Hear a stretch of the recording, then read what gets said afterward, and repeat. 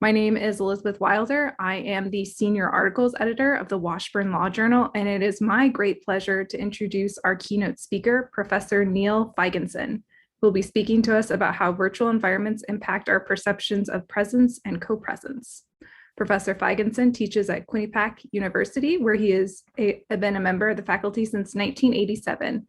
Professor Feigenson received his JD from Harvard Law School and has taught at the University of Chicago, New York University, Cornell University, and the University of Connecticut Law Schools. Professor Feigenson's primary research interests include the cognitive and social psychology of legal decision-making and the uses of visual and multimedia evidence. So needless to say, we are in very good hands this afternoon. And with that, I'm going to go ahead and turn it over to Professor Feigenson. Thank you so much, Elisabeth, and thanks to everybody. Thanks for having me. So we all know that things are different on Zoom, and we suspect that these differences between Zoom and in-person proceedings may affect what happens in virtual courtrooms. There are good reasons to believe that they might, although as yet we know very little about it. To the best of my knowledge, there have been 2 controlled studies so far comparing virtual to in-person jury deliberations, but none as yet comparing fully virtual to in-person proceedings as a whole. So today I'm going to engage in what I hope is some well-grounded speculation. I'll discuss what it is about Zoom that may affect legal outcomes. I'll then spend a little more time discussing how Zoom is likely to affect how people experience adjudication. Specifically, I'll suggest that Zoom's effects on human interaction diminish people's senses of presence and co-presence, and why that matters. The reduced sense of presence may lessen the perceived gravity and importance of the proceedings for lay participants. The reduced sense of co-presence may attenuate the exercise of empathy and affect practice in other ways. I'll conclude with a few words about how more advanced platforms may help to address some of these effects. Some of what I'll say today is derived from 2 articles I've co-written with legal scholar Susan Bandes, who has graciously given me her permission to build here on our work together. Needless to say, any rash or mistaken claims I may make this afternoon are entirely on me. So, being on Zoom feels different than being with others face-to-face. We all know this. I'll mention 5 sources for those differences. First, people may express themselves differently on Zoom, and thus display different demeanors than they would in face-to-face interactions. Among other things, it's hard to make and maintain and to sustain eye contact on Zoom. Research shows that speakers who don't maintain eye contact are seen as less honest than those who do. Speakers may find it hard to determine who exactly is looking carefully at them as they speak, due to the small size of other people's images, as well as other people's tendency to shift their gaze away from their screens. Speakers' varying senses of uncertainty about whether they're being paid attention to may be reflected in their demeanor, which others may interpret as a lack of confidence and hence of credibility. Seeing oneself in a window on the interface as one speaks, as occurs in most Zoom views, can be distracting, increasing speakers' cognitive load, which may in turn adversely affect what others take to be their demeanors. Second, people perceive others differently on Zoom. The Zoom interface typically offers less information about others' posture or bodily movements, cues on which we rely in everyday life to draw inferences about demeanor. Poor lighting can sometimes make others' facial expressions, especially subtle changes in those expressions, hard to see. Some people may appear in distracting environments, which complicates viewers' ability to interpret their expressions, or against backgrounds that noticeably differ from other people's, which may bias viewers' evaluations of them. Third, Zoom fatigue can affect people's behaviors and their perceptions and judgments of others. People on Zoom may fidget or look back and forth between their screens and their local environments, which viewers may construe, perhaps correctly, perhaps incorrectly, as boredom or lack of interest. At the same time, the increased cognitive demands of attending Zoom proceedings may bias people's assessments of others. And here's how that works. According to what psychologists call processing fluency, people tend to take the ease with which they process information as a cue to the value of that information. For instance, how much they like it. If people find it hard to watch and listen to a witness due to the strain of attending closely, they may be inclined to misattribute those negative feelings to the witness himself, and hence to assess the witness less favorably. Indeed, a recent study found that poor audio quality, which unfortunately is a feature of many Zoom proceedings, leads people to evaluate a witness's testimony less favorably and to accord it less weight in reaching their ultimate judgments. Fourth, Zoom flattens and fragments the space of human interaction. We all know this. Zoom reduces the physical space of the courtroom to the 2 dimensions of the computer or iPad screen. Participants can't walk toward or away from anyone else on the screen because those others aren't really there. Other people are shrunk to video images in windows that may change size or position or even disappear, seemingly arbitrarily, further disrupting any sense that everyone is convening in a real shared space. And fifth, each participant's consciousness is divided. On Zoom, we're always both in the interface as head and shoulders images on the screen and observing it as spectators from our homes or offices. We're always aware, proprioceptively, of the disconnect between where our bodies are and where our attention is supposed to be directed. People's consciousness is, of course, further divided by the distractions they're likely to have on hand during the proceeding. Not driving, I hope, but things like smartphones, other windows on their screens, and so on. The other day, I was chairing a job candidate interview from an apartment that was under renovations, and there was a power drill going at about 100 decibels on the other side of the door. Now, I couldn't help but be distracted by that. But also, while I was on mute, I couldn't help thinking that no one else on the screen had any idea of what I was experiencing, which led immediately to the thought that I had no idea what anyone else who happened to be muted might have been experiencing in their local environments. And all of that distracted me even more. Why does any of this matter? Well, the first reason is that the changed nature of communication on Zoom may affect legal outcomes. Let me mention just a few possibilities. Judges who assess offenders' remorse in physical courtrooms have reported taking into account the offender's posture and other bodily movements. On Zoom, it's a lot harder to do. And decision makers' impressions of parties and witnesses may be affected by how those others appear on their video feeds, which can vary enormously, right? A witness whose face appears much smaller than others may be deemed less important. A witness seen from above may be perceived less positively than one seen slightly from below. Decision makers who feel more negatively about a witness for these reasons may be less likely to decide in favor of the party whom the witness's testimony, if believed, would support. The increased cognitive load that Zoom fatigue signals may also lead decision makers to rely more on stereotypes, which can affect their judgments. Again, I'm not aware of any research yet that compares outcomes in Zoom versus in-person proceedings. It'll be very interesting to learn whether any of those future studies bear out these and/or any other speculations. I'd like to turn now to how Zoom affects people's experiences of court proceedings. And to explain why it often seems to and why it matters, I'll invoke the concepts of presence and co-presence. Presence means the sense of being there in one's environment. It's the state of consciousness that most closely resembles our ordinary phenomenal experience, which has 4 main features. We experience the everyday world as given. It's simply there for us when we open our eyes. Our ordinary conscious experience is unified. Our perceptions of the outer world comprise a single continuous whole, and this phenomenal unity is integrated with our subjective unity, our sense that our bodies and our current thoughts and feelings belong to a single person, us.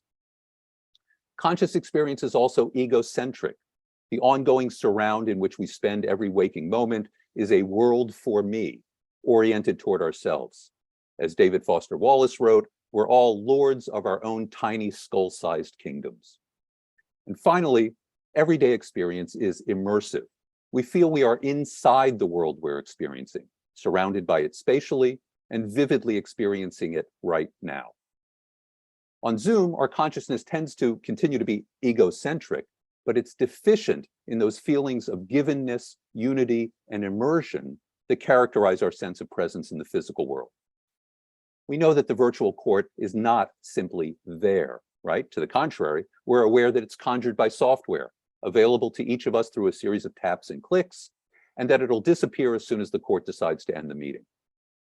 Being a part of Zoom proceedings is also phenomenally disunified, right? Each person appears within his or her own small frame, discontinuous from the others. In this respect, of course, the gallery in Zoom's gallery view is a perfectly apt metaphor. Participants also experience subjective disunity. Their awareness of their own physical bodies is separated from their personae on the screen. Finally, the flatness and small size of the video interface and our awareness of being separated from it physically greatly limit immersiveness. Our sense of being there in our everyday environments also comes from our ability to interact with what's there. On Zoom, by contrast, our inability to perform so many normal intuitive behaviors, for instance, leaning our heads and turning our bodies toward or away from the people with whom we're speaking, further diminishes our sense of presence. Well, so what? Why might the diminished sense of presence in virtual courtrooms matter? Well, evidence from the pre-Zoom era suggests that being less present in the courtroom may make people feel more depersonalized. One study found that some criminal defendants who appeared in court only through a video screen felt more withdrawn from the proceedings. Another found that asylum seekers who appeared by video felt alienated from the court, depressing their level of engagement and resulting in worse outcomes. Not feeling that one has really been there in the courtroom also matters because witnesses and parties may not have a sense of the importance of the legal proceedings that's commensurate with those proceedings' actual importance, not only to them, but to society as a whole. The substantiality of physical courtrooms and courthouses gives people an embodied sense of the proceedings' importance. The distinctiveness of the site of adjudication, its continuity in time, and the symbolism of the building and the room all elevate the personal significance of events by connecting each participant to a location, a time span, and a society that are larger than the individual. In contrast, Zoom proceedings, which exist only through an interface and then are gone, are much less likely to be experienced as significant in the same way. As legal videographer Kathy Reese puts it, Zoom is vapor. These differences may also diminish lay participants' sense that they have had their opportunity to be heard.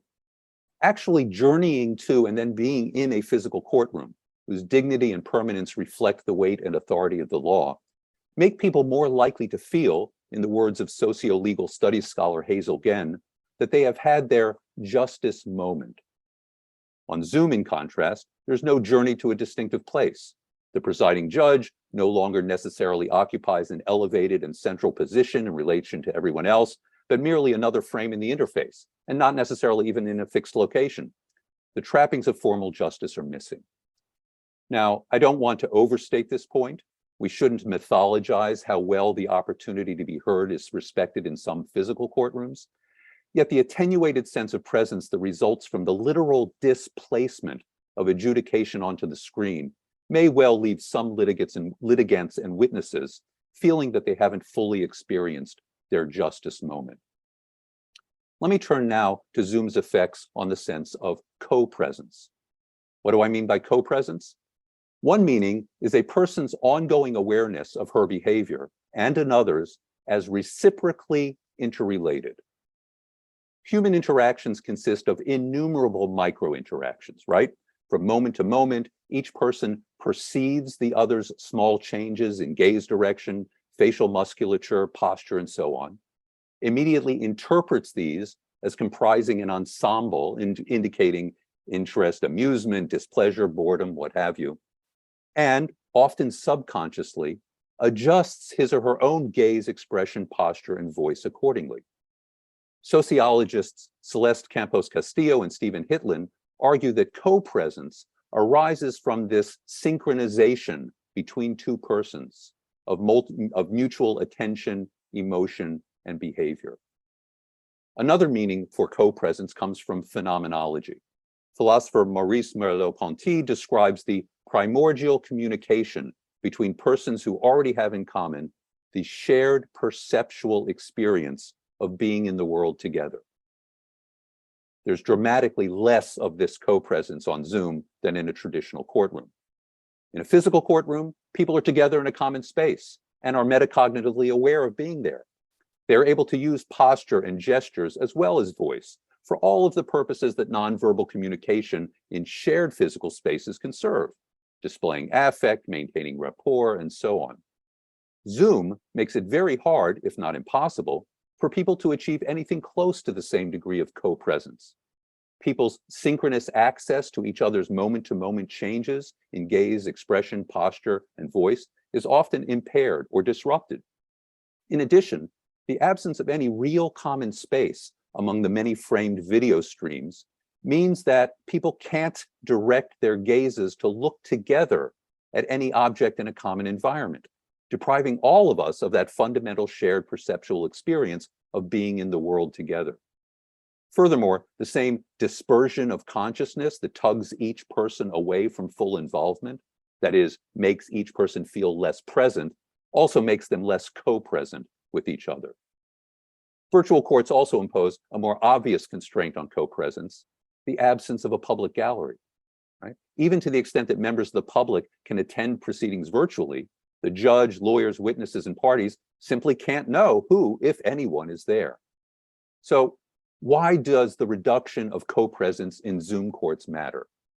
For one thing, physical co-presence can facilitate empathy. Empathy can be elicited in various ways, of course. We can feel empathy for people who are not physically present, even for fictional characters. But empathy is most naturally prompted when we are physically co-located with another person and we non-consciously mimic his or her postures, mannerisms, facial expressions, and other behaviors, what psychologists call the chameleon effect. This is hardly possible on Zoom. Zoom fatigue, then, by adding to people's cognitive load, may further reduce their capacity for empathy. A less empathic courtroom may be one in which vulnerable people who, as my co-author Susan Bandes puts it, already suffer from empathy deficits, are treated with even less consideration.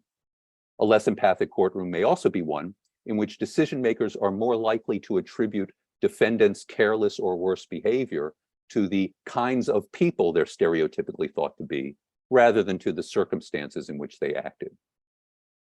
Moreover, without the bodily experience of acting together in the shared physical space that the community has dedicated to the work of justice, lay people may find it harder to feel that they are participating in a collective endeavor.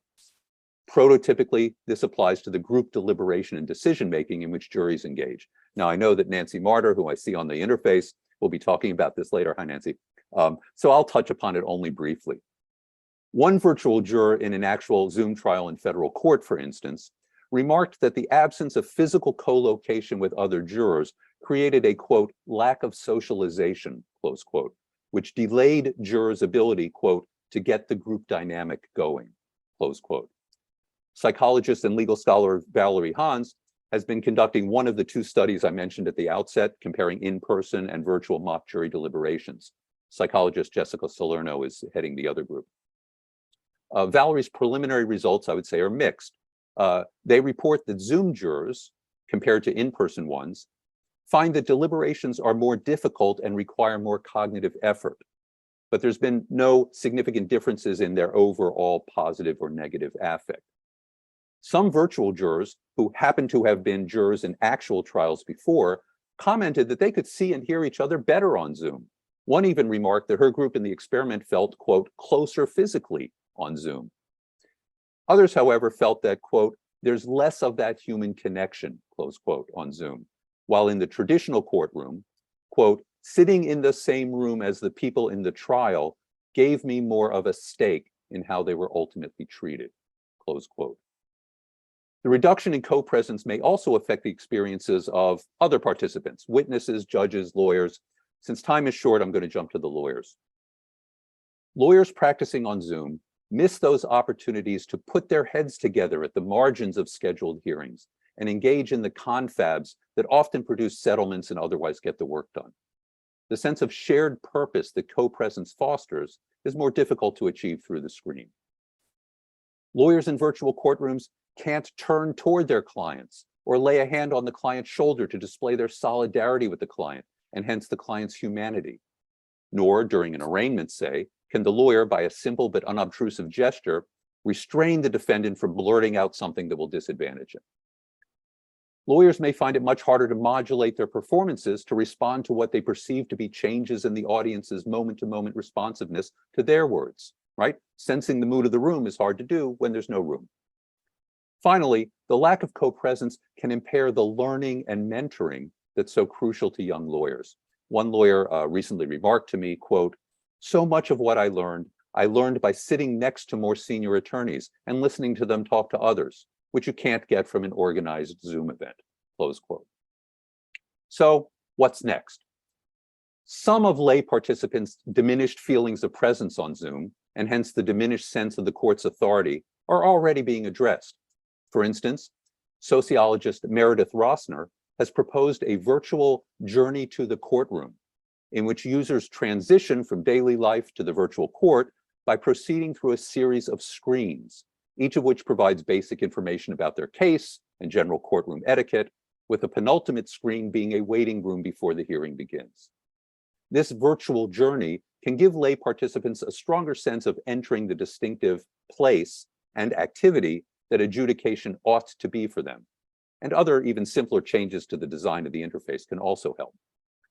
Some attorneys, as you probably know, have adapted to Zoom to make their presence and co-presence with others somewhat more closely approximate what they would be in a physical courtroom. For instance, by using a separate camera and microphone, lawyers can get up from their seats, move around within the frame, and both gesture toward and look in the direction of any documents or demonstrative evidence they're displaying, so that it will appear to others as if the lawyer is really looking at the item where the others see it on their own screens, right? Gaze alignment. Now, these sorts of tweaks can do only so much, I think, to get at the features of Zoom that most frustrate ordinary human interactions and diminish participants' senses of presence and co-presence. New platforms for virtual courts, however, may do more. Sociologist and justice researcher David Tate and his colleagues have designed and preliminarily tested what they call distributed as well as virtual courtrooms that seek to provide something closer to the experience of face-to-face interactions in physical courtrooms.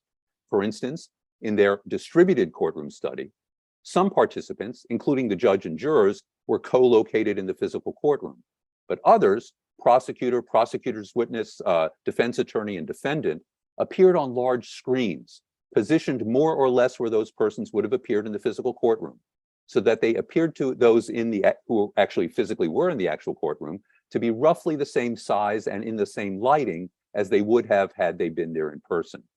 And the people on the screens appeared to be looking at whomever they were talking to. The researchers found that mock jurors in the distributed courtroom condition felt that the proceedings were as real as did those who observed the fully in-person trial. And there were no significant differences between what anyone thought of the defendant or on their verdicts. In a true virtual courtroom, of course, everyone's on the screen. The current phase in David's and his colleagues' research is to develop a virtual environment in which everyone is embedded. Everyone can gesture toward and turn their heads to make eye contact toward whomever they're speaking, and importantly, can be seen by others to be doing so. So participants may appear either in photorealistic form or as suitably lifelike avatars, which saves on bandwidth and may have other advantages. In principle, there's no reason why these virtual courtrooms could not be as realistic and interactive as any other virtual reality environment. More fully immersive virtual courts like these may enhance participants' sense of presence and co-presence in various ways. The more immersive environment should create a more vivid and memorable, and hence more momentous, justice experience. And because participants can interact with each other and be seen to be doing so, what they are doing, what happens in the virtual courtroom, will more closely resemble the human interactions at the heart of in-person proceedings. Now, these still won't be physical courtrooms, right? The actual physical transit to a distinctive location will still be missing, and people's consciousness will still be divided, although possibly less so, between the screen proceedings and their awareness of their physical selves. However, by enhancing presence and co-presence, more immersive virtual courts may strengthen people's feelings of engagement, facilitate empathy, and help restore more of the sense of gravity and significance that legal proceedings ought to have for everyone. Thank you. Thank you very much, Professor Feigenson. And I think we have time for a couple questions. If people just want to raise their Zoom hand, and I will call on people as I see hands come up in the queue.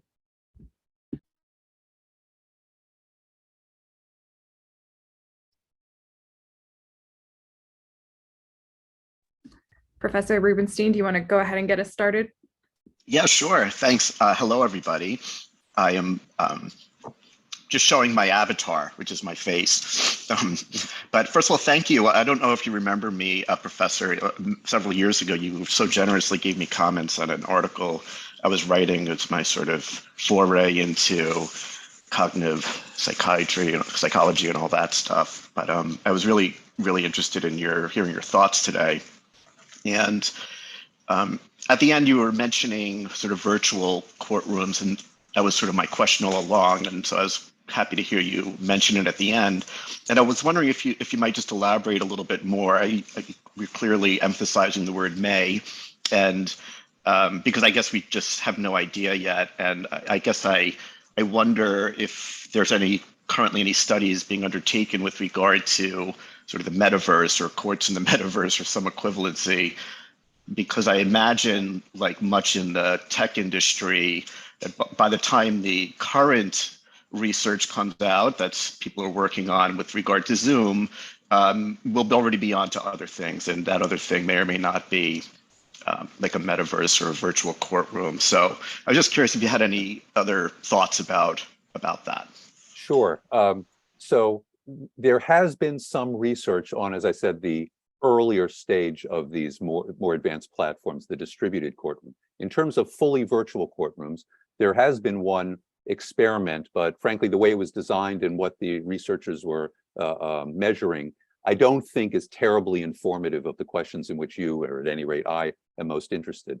However, I can tell you that development of these virtual spaces is proceeding apace. They are already being beta tested. In fact, we're running a beta test at my institution in a couple of weeks to see how things go.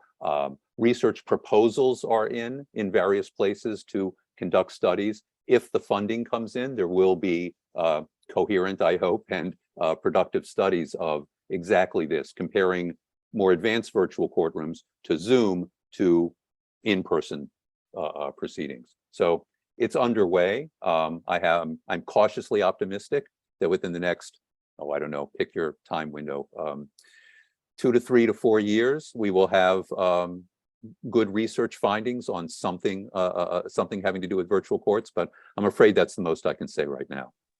Well, thank you so much. Appreciate it. Sure. Professor Feigenson, I'm going to selfishly jump in while people are thinking of questions. You talk about how virtual courtrooms may reduce empathy, but can you talk about why empathy is important in the courtroom? Or is it because there are jury instructions that say, you may be sympathetic but not empathetic? So would you just touch on that for a little bit? Sure. Empathy, as Susan Bandes has written much more eloquently than I have, but she shared some of her space with me when we co-authored that last piece.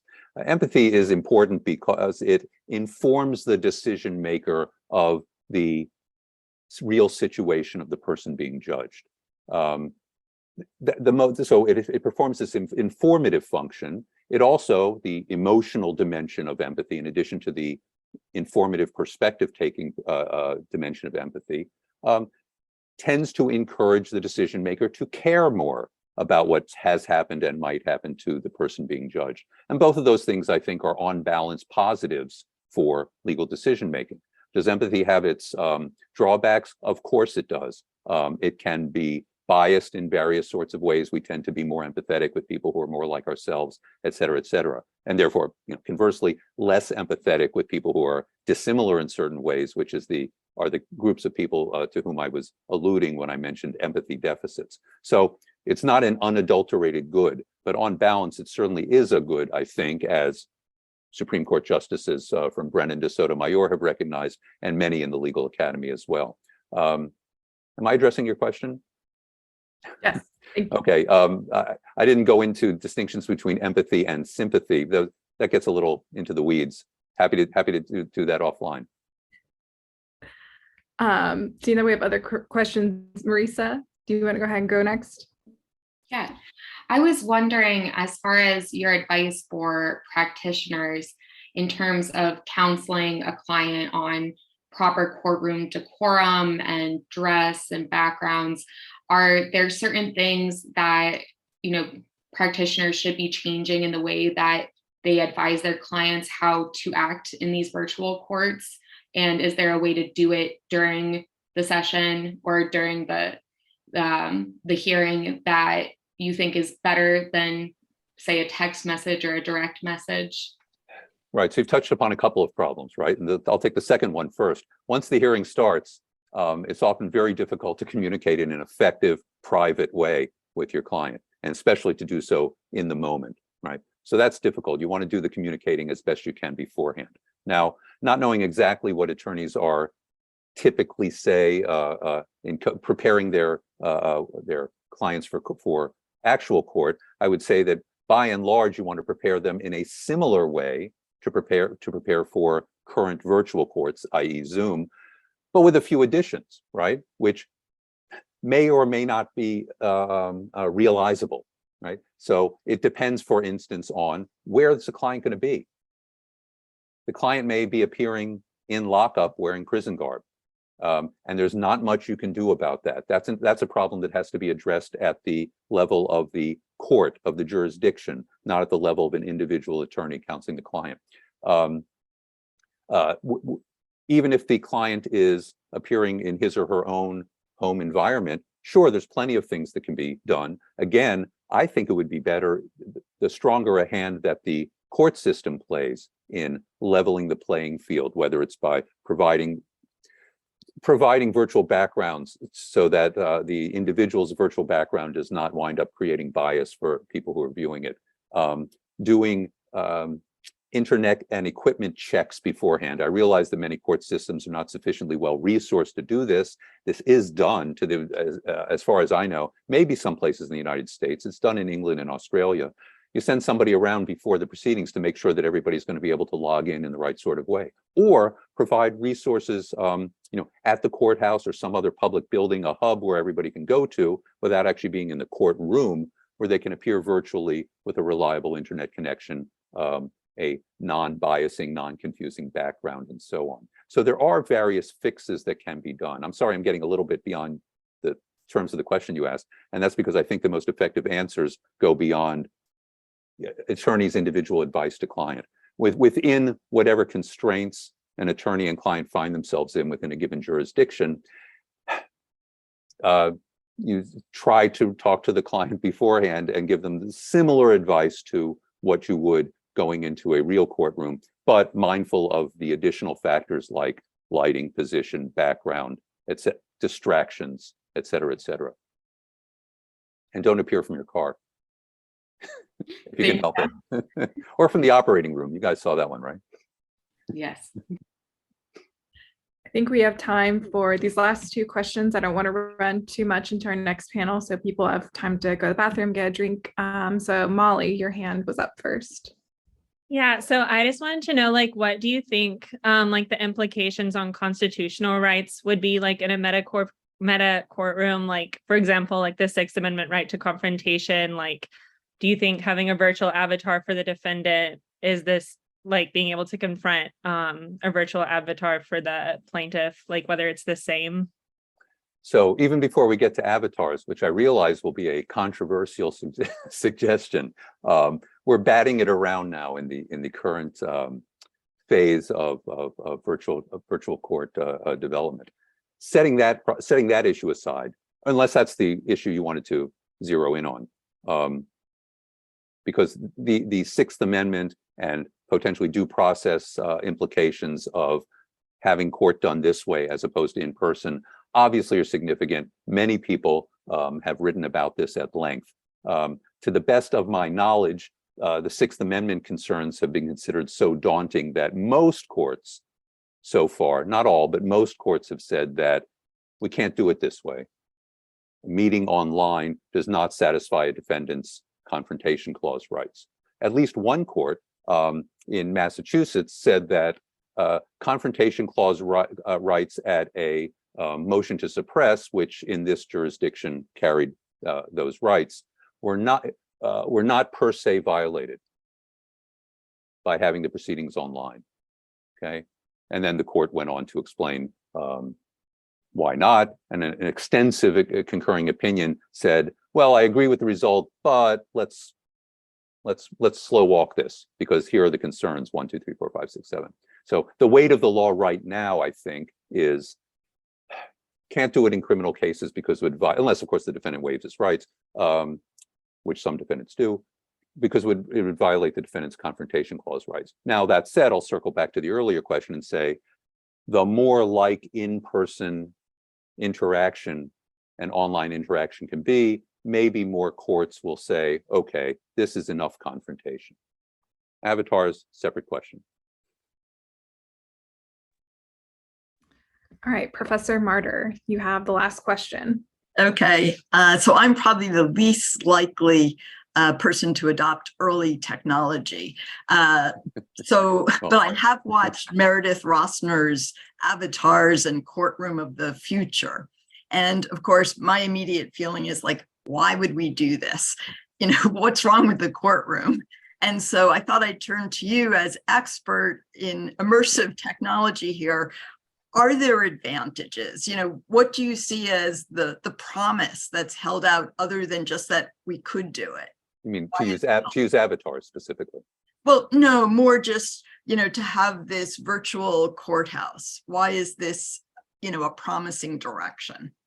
Because it may create an environment in which participants can interact with each other in ways that are crucial to generating the senses of presence and co-presence in real shared physical environments.